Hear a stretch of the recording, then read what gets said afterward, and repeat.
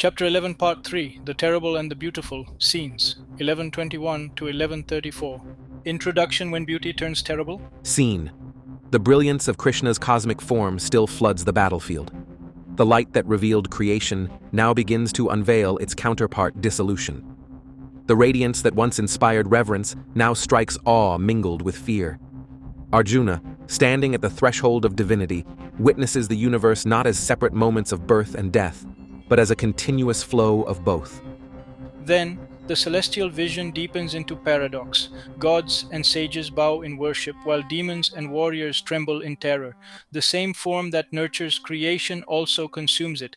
The fire that gives warmth also devours. The river that nourishes also floods.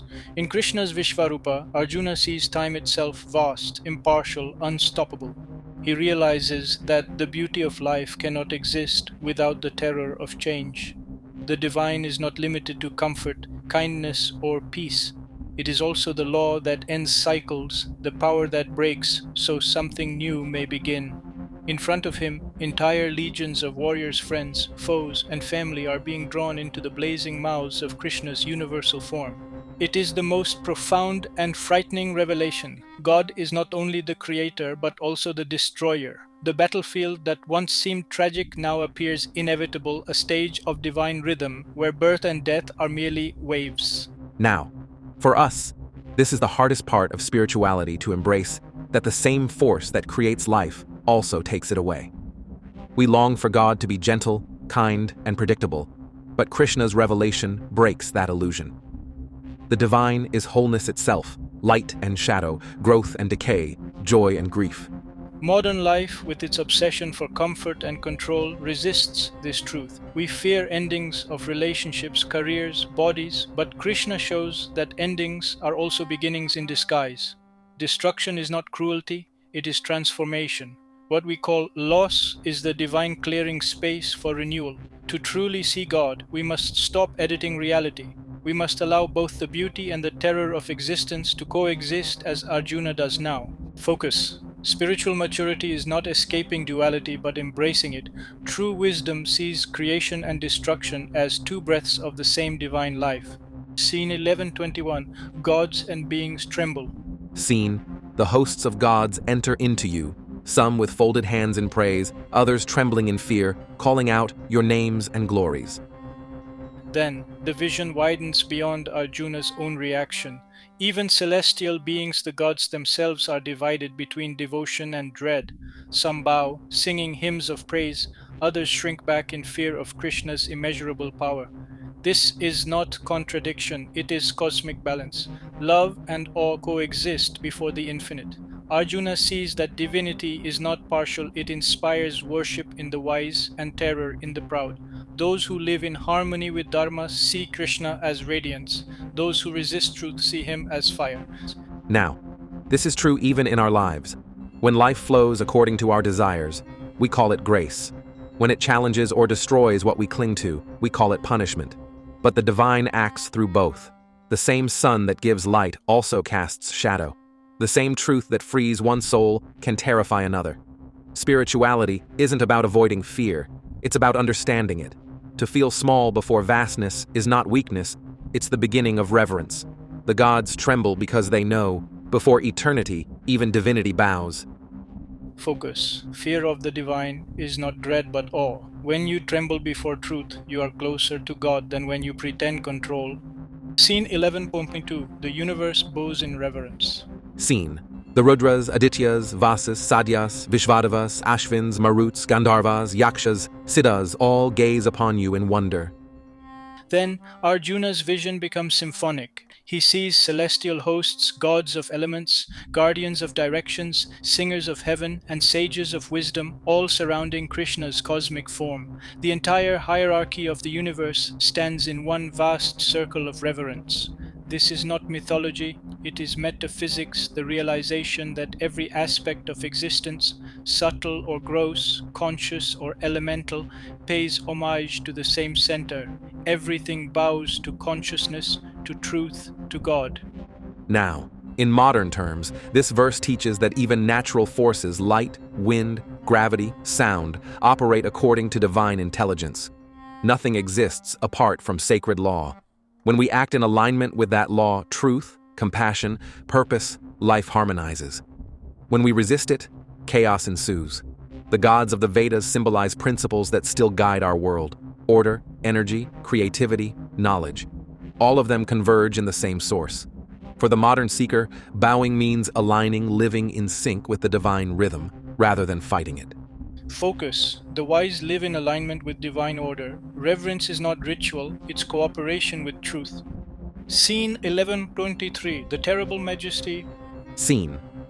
Seeing your vast form touching the heavens, blazing with colors, mouths wide open and great eyes shining, all beings tremble, O mighty Lord.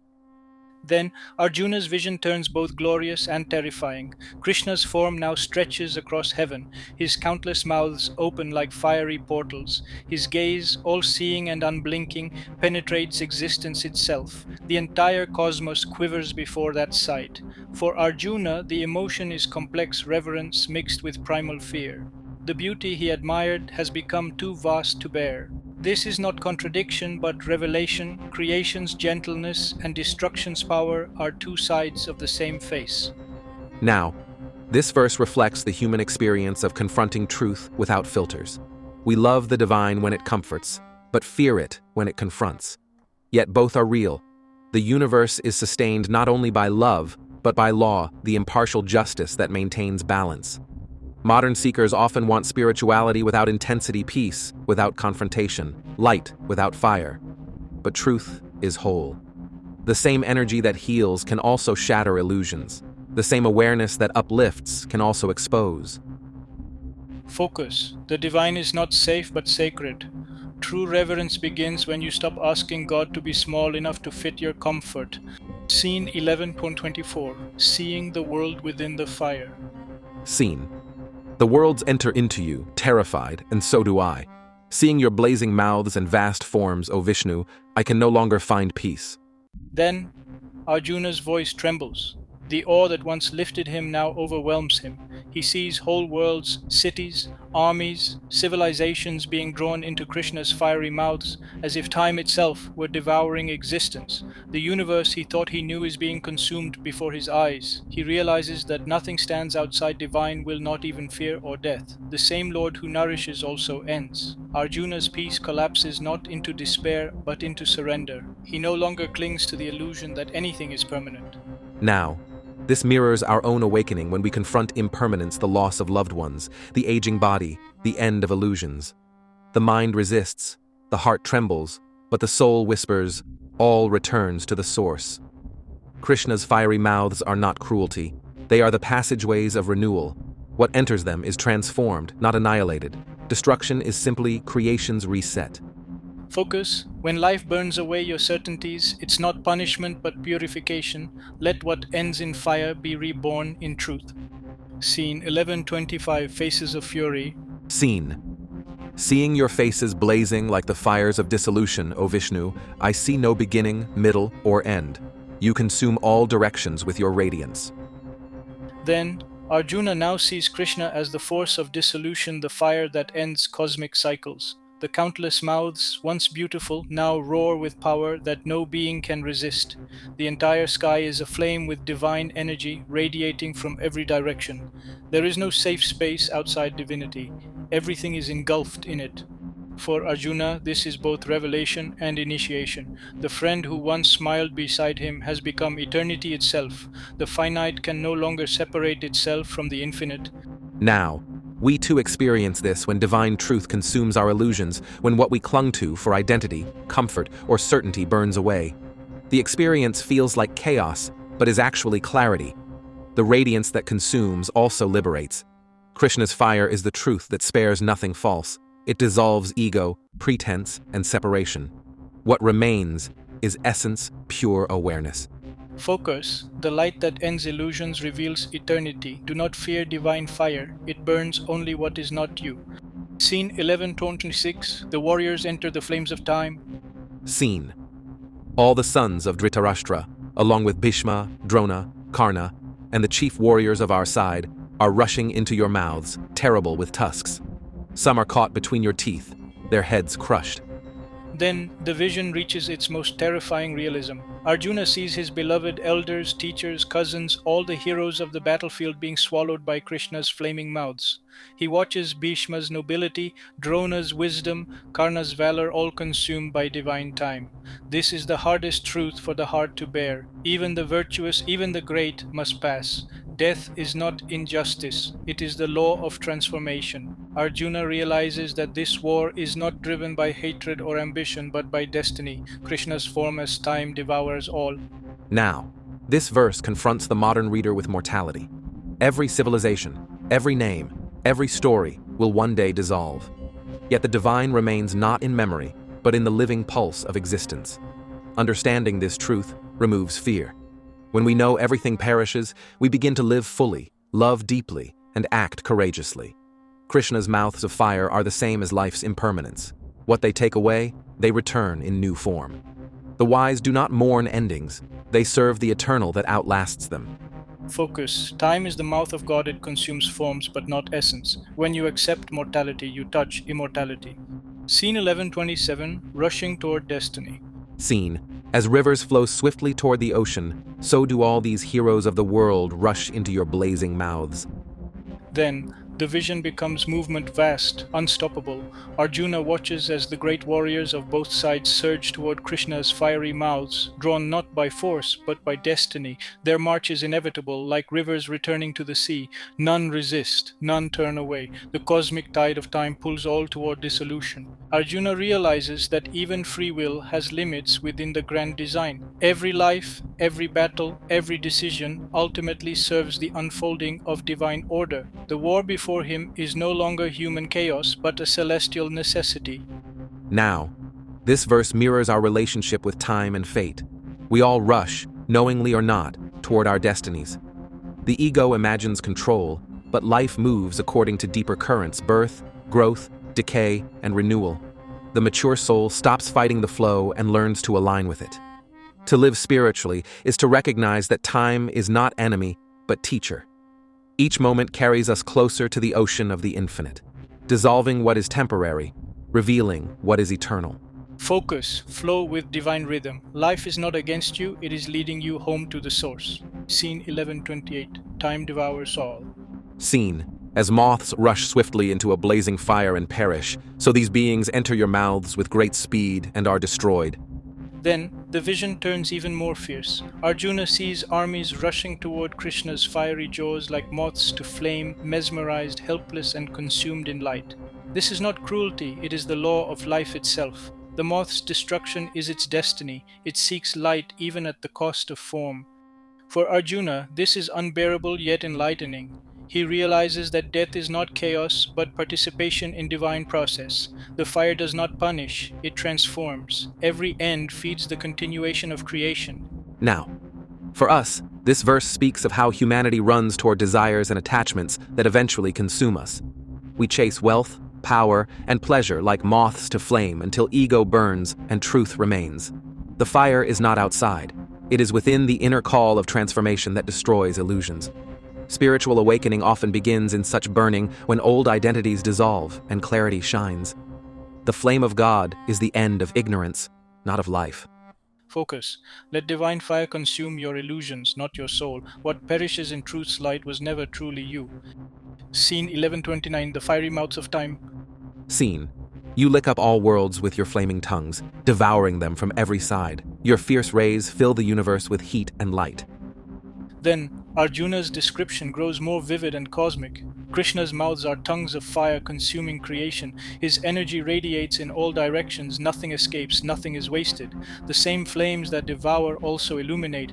This is not apocalypse, it is revelation. Arjuna now understands that destruction and enlightenment are one movement. The same fire that ends forms also exposes truth.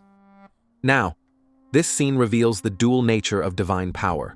In our lives too, transformation often feels like burning. The mind fears loss, but the soul recognizes it as purification. Pain, properly understood, becomes sacred, a forge for wisdom. Even in collective human experience, wars, collapses, rebirths, the same divine intelligence reshapes evolution. The universe renews itself through endings.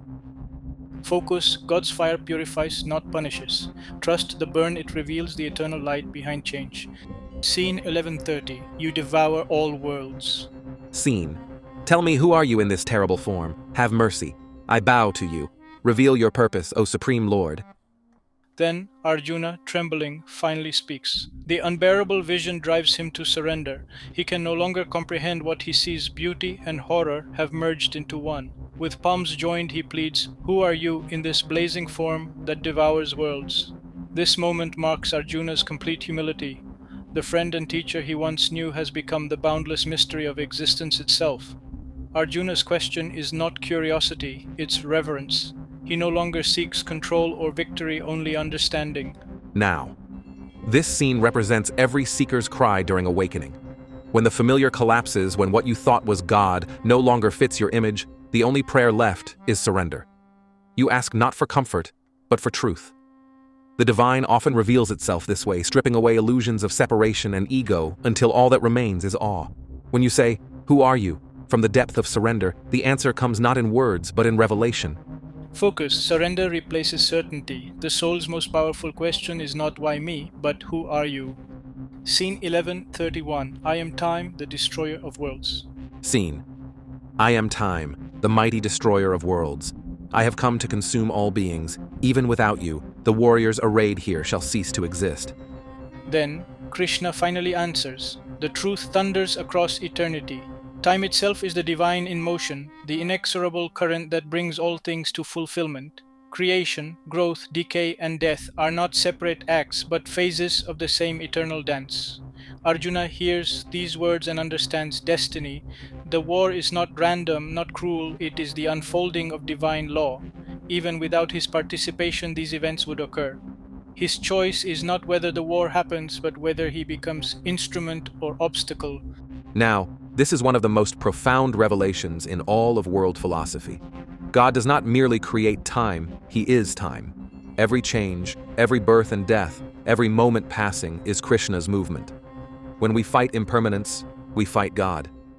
This verse also dissolves the illusion of control. We are participants, not authors, in the story of existence.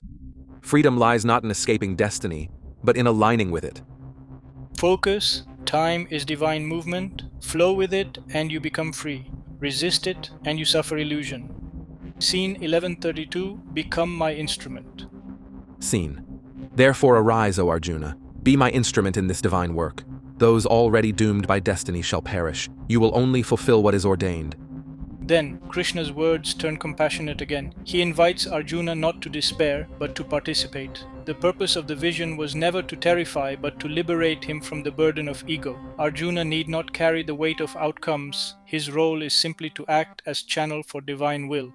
The Lord's message is clear. The wise act without pride of doership. Even great victories or tragedies are part of cosmic balance. Arjuna's dharma is to serve the flow, not to judge it. Now, this verse reveals the true meaning of karma yoga. You are not responsible for the grand outcome of existence, only for your conscious participation in it. When you act from alignment, your life becomes divine expression. In a world obsessed with achievement and control, Krishna's call is radical. Don't chase glory, become instrument. Greatness lies not in asserting will, but in surrendering to purpose. Focus. Be the flute, not the player. When you let divine will move through you, even war becomes worship. Scene 1133, destiny is already done. Scene. Therefore stand up and win glory. Conquer your enemies and enjoy a flourishing kingdom. They are already slain by me. You are merely the outer cause. Then Krishna reveals that destiny is already complete. What appears as future to Arjuna has already unfolded in divine time. The victory and the destruction are both done. Arjuna's task is simply to play his part. This shifts Arjuna's perspective from anxiety to acceptance. The outcome is not in doubt, only his willingness to act remains. His hesitation was born from illusion that he could alter destiny through inaction. Now he understands to resist dharma is to resist reality itself. Now, this verse invites us to release obsession with results. The wise recognize that outcomes belong to a larger intelligence. Life's script is not written by the ego, but by the eternal.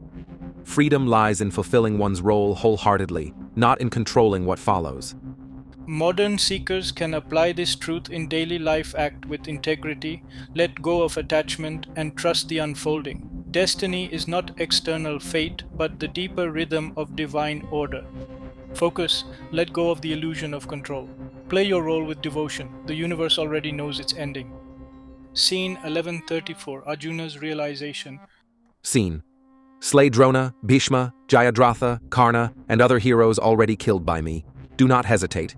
You will conquer your enemies in battle. Therefore, arise and act. Then, Krishna names the mighty warriors destined to fall. For Arjuna, this is the moment of complete surrender. The friends and elders he once refused to fight are already part of divine plan. His compassion was noble but misplaced. True compassion now means fulfilling dharma without attachment. He realizes that his grief came from partial vision, seeing the personal but not the cosmic. Now he understands that life and death serve the same master.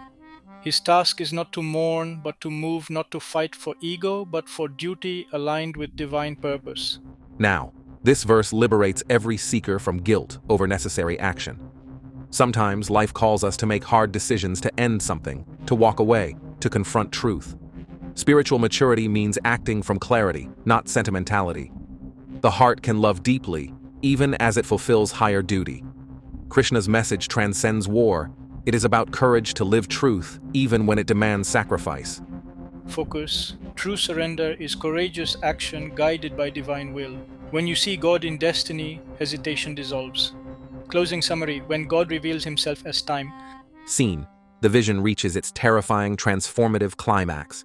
Krishna, radiant as 1,000 suns, has revealed himself not just as creator, but as time, the destroyer, the renewer, the inevitable rhythm of existence.